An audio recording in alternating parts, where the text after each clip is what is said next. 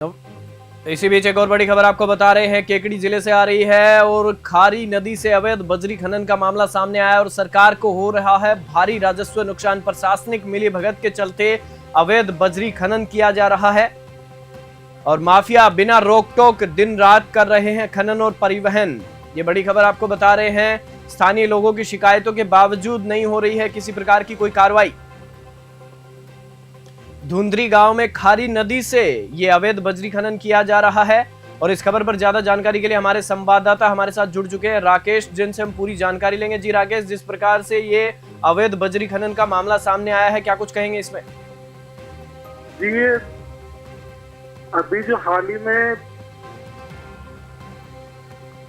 धुंधरी गांव में खारी नदी से बजरी माफिया बजरी का खनन कर जी चारागाह व निजी भूमि में बजरी का स्टॉक करते हैं और उसके बाद शाम होते ही जेसीबी मशीन की मदद से खुलेआम अवैध बजरी को डंपर ट्रक व ट्रेलरों में भरकर बाहर भेजा जा रहा है। जी, अवैध बजरी वाहनों में भरकर खुलेआम केकड़ी होते हुए जयपुर, अजमेर, कोटा, सीकर तक मिलीभगत से ये बजरी पहुंचाई जा रही है।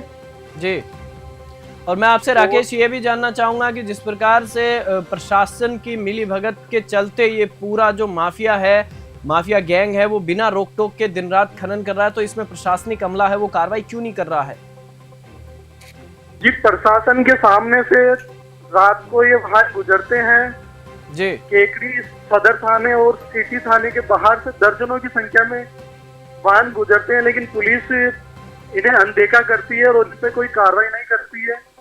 जी, और प्रशासनिक मिलीभगत इसमें साफ साफ नजर आती है। जी, और मैं आपसे एक आखिरी सवाल ये भी जानना चाहूंगा राकेश की जिस प्रकार से प्रशासनिक मिलीभगत के चलते ये खेल चल रहा है, तो आखिरकार सरकार को भी इसमें करोड़ों का है वो नुकसान हो रहा है।